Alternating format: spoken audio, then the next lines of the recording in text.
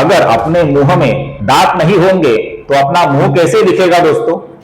जब किसी व्यक्ति के सर के ऊपर बाल नहीं होते तो उसको क्या कहा जाता है दोस्तों? आप सभी जानते हैं। ऐसे कई व्यक्तियों को समाज में अवहेलना का सामना करना पड़ता है। उंगलियों पर अगर नाखून नहीं होंगे तो उंगलियां कैसे दिखेंगी दोस्तों?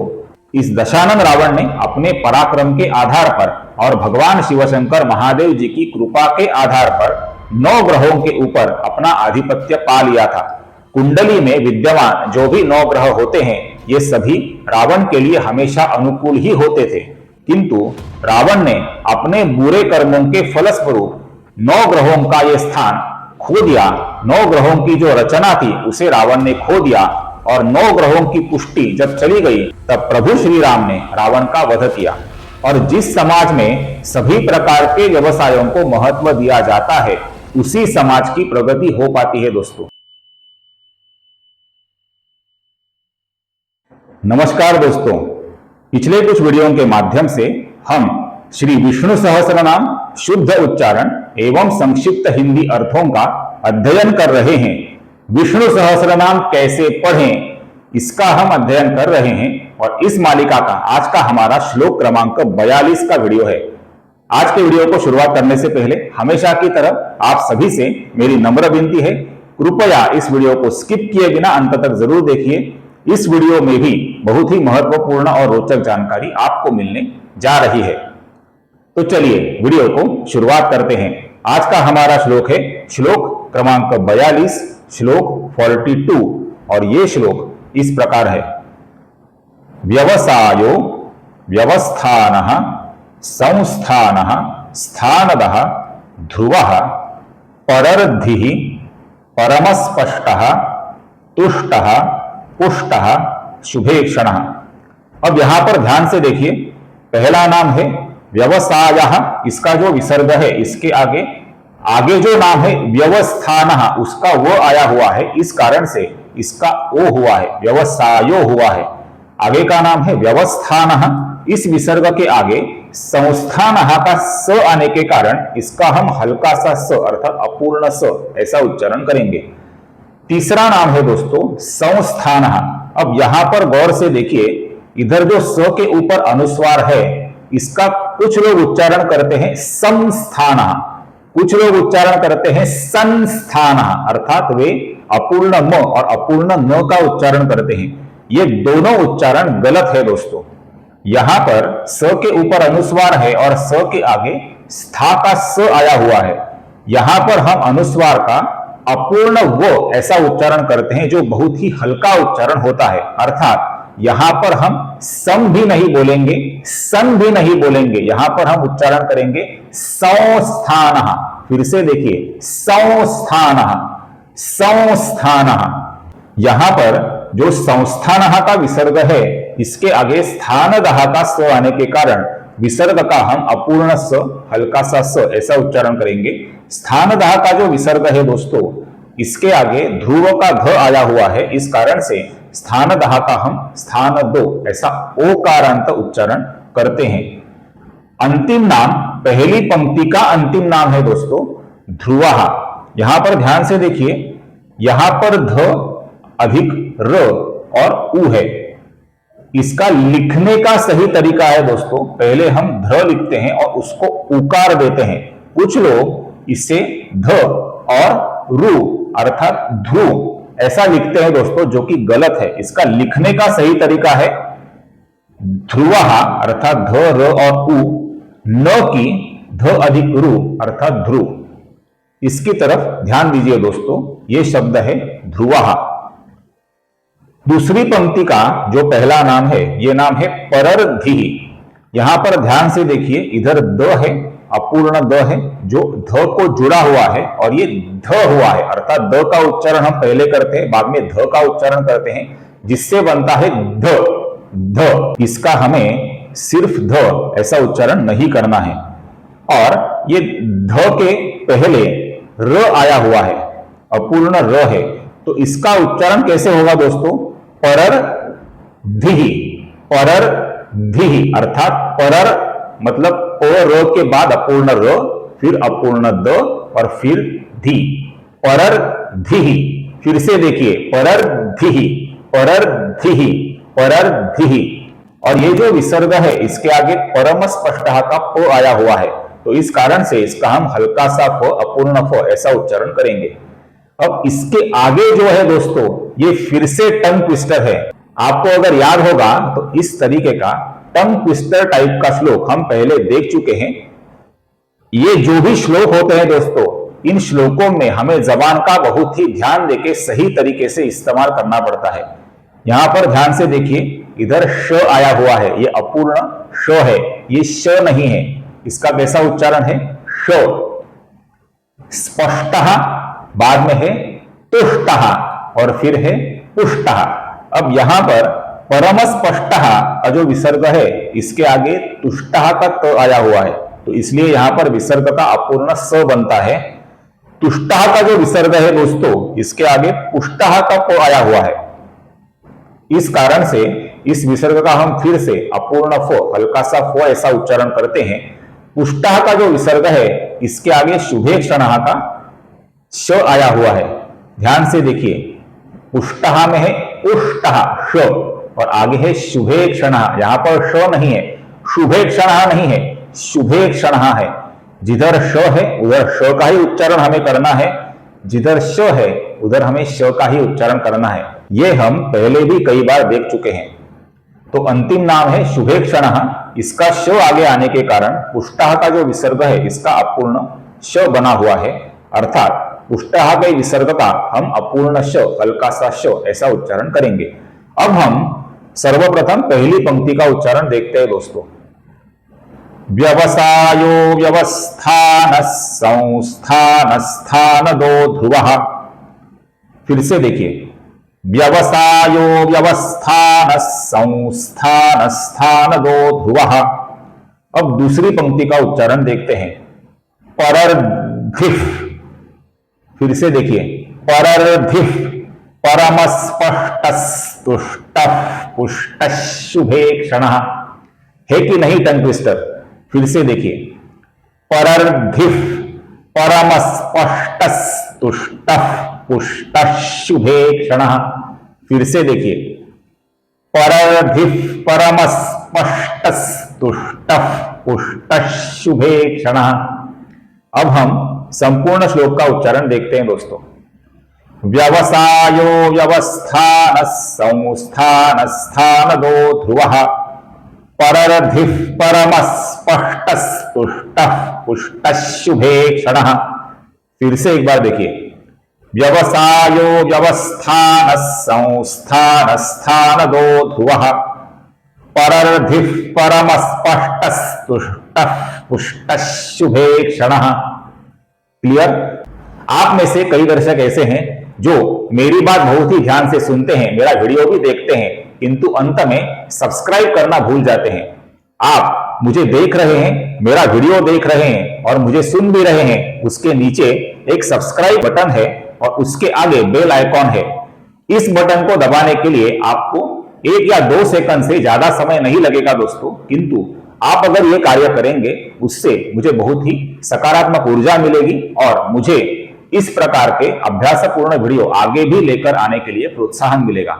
इसलिए वीडियो को लाइक, शेयर, हाइप और मेरे चैनल को कृपया सब्सक्राइब करना न भूलें और सब्सक्राइब करने के पश्चात आगे का बेल आइकॉन भी ध्यान से प्रेस करें दोस्तों। चलिए आगे बढ़ते हैं।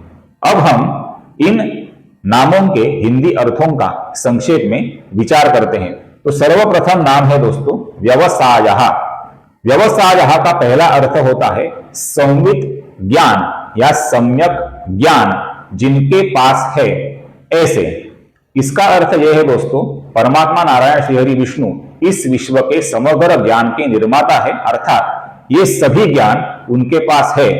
वेदों का, शास्त्रों का, पुराणों का सम्यक और संवित ज्ञान भगवान श्री हरि विष्णु के पास है, इसलिए उन्हें कहा जाता है व्यवसाय।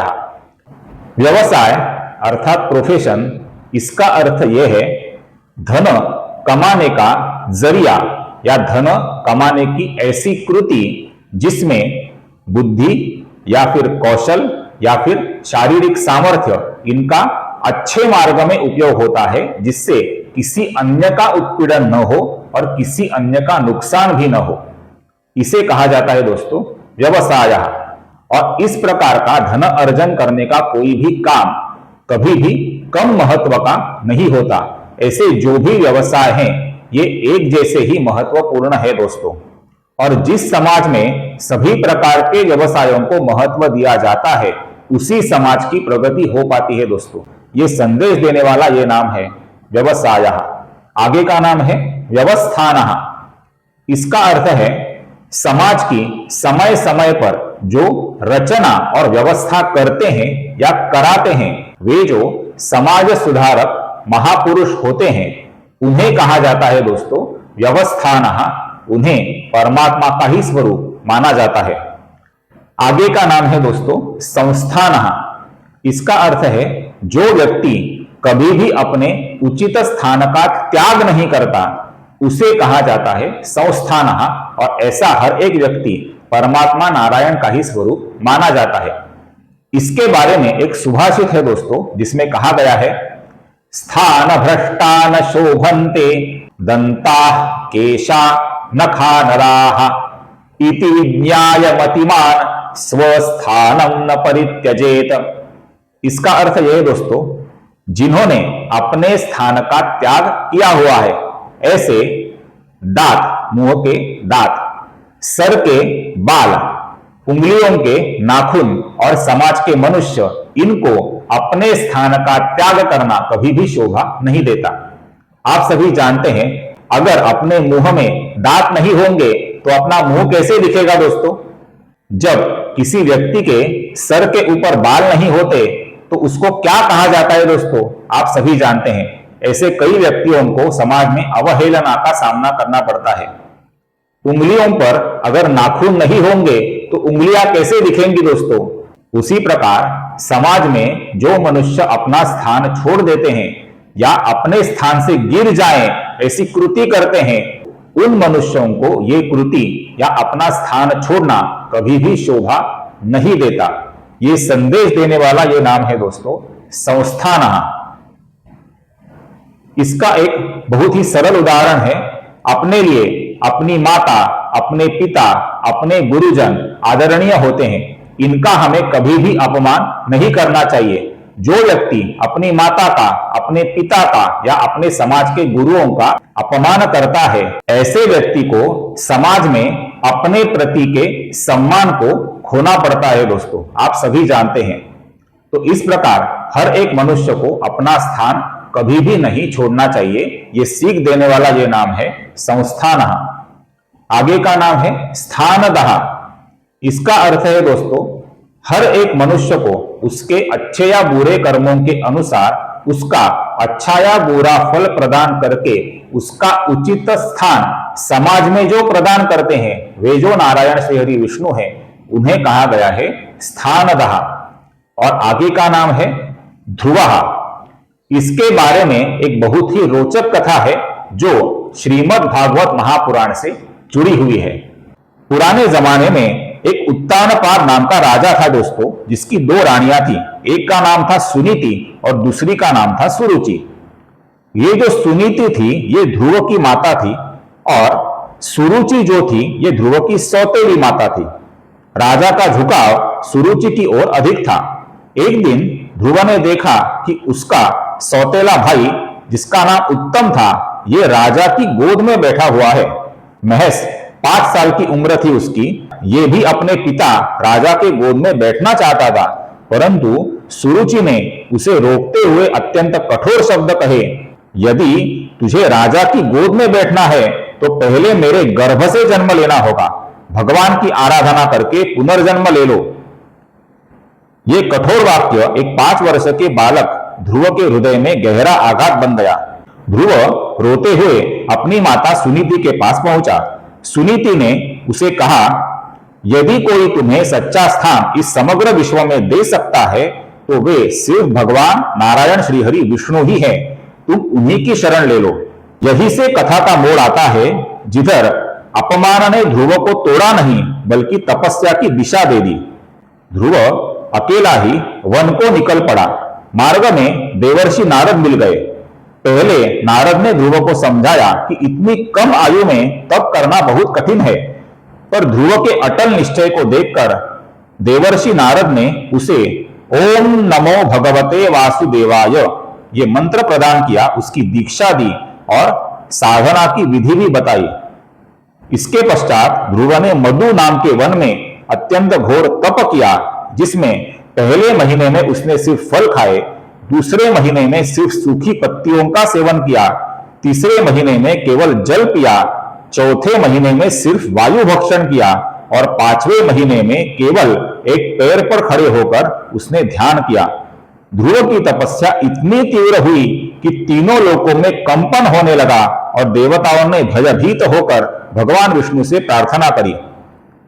भगवान विष्णु प्रकट हो गए। ध्रुव तो ध्यान में ही था।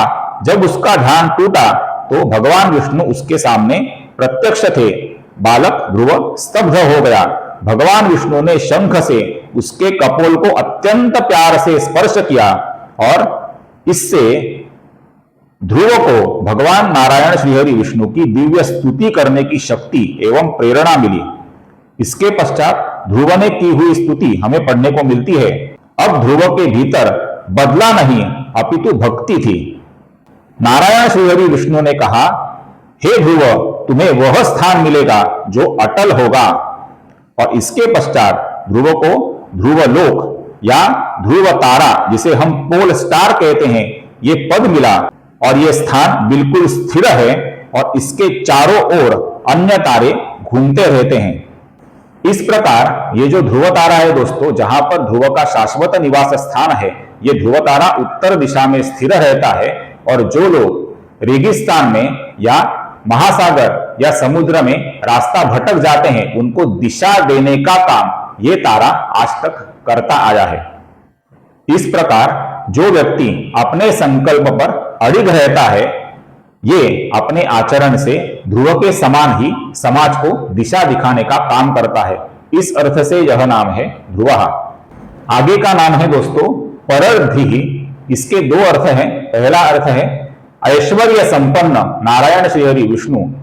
दूसरा अर्थ है विभिन्न श्रेष्ठ विभूतियों के स्वरूप में पृथ्वी तल पर अवतार धारण करने वाले नारायण श्रीहरि विष्णु अर्थात परर्धि। आगे का नाम है दोस्तों परमस्पष्टः।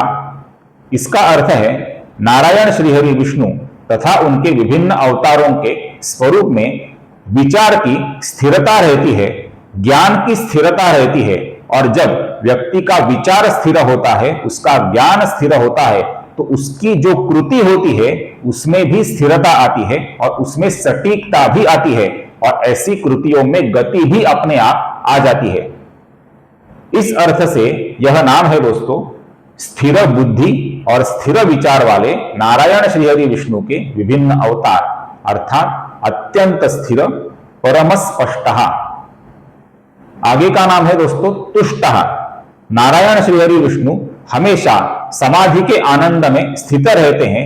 परम आनंद अवस्था में चिरंतन होने के कारण नारायण श्रीहरि विष्णु को कहा जाता है तुष्टः। आगे का नाम है दोस्तों पुष्टः। अब ये बहुत ही रोचक नाम है। इधर मैं जो भी जानकारी आपको दे रहा हूं उसे ध्यान से सुनिए दोस्तों, आपको मजा आ जाएगा। पुष्टि का अर्थ क्या होता है दोस्तों, ये सबसे पहले हमें समझना होगा अगर हमें पुष्टः इस नाम का अर्थ जानना है। इस समग्र विश्व में ऐसा जो भी है जो हमें मन का या फिर शरीर का सामर्थ्य प्रदान करता है, उसे कहा जाता है दोस्तों पुष्टि। और ये जो पुष्टि होती है दोस्तों, ये 10 प्रकार की होती है, ऐसा अपने सनातन धर्मशास्त्रों में कहा जाता है। इसका पहला प्रकार होता है दोस्तों वाक पुष्टि, अर्थात हम जो भी वचन बोलते हैं उनमें जो सामर्थ्य होता है उसे कहा जाता है वाक पुष्टि। दूसरा प्रकार होता है दोस्तों ज्ञान पुष्टि, अर्थात हमारा ज्ञान हमें सामर्थ्य प्रदान करता है, जिसे बुद्धि सामर्थ्य भी कहा जाता है। पुष्टि का तीसरा प्रकार होता है दोस्तों शरीर और इंद्रियों का सामर्थ्य, अर्थात अपने शरीर का बल। पुष्टि का चौथा प्रकार है ग्रह क्षेत्र पुष्टि। अपनी जो कुंडली होती है, ज्योतिषाचार्य जो कुंडली बनाते हैं उसमें विभिन्न ग्रहों की विभिन्न स्थितियां होती हैं और इन स्थितियों से व्यक्ति को जो सामर्थ्य अच्छे नसीब के रूप में प्राप्त होता है, अच्छे दैव के रूप में प्राप्त होता है, उसे कहा जाता है ग्रह क्षेत्र पुष्टि।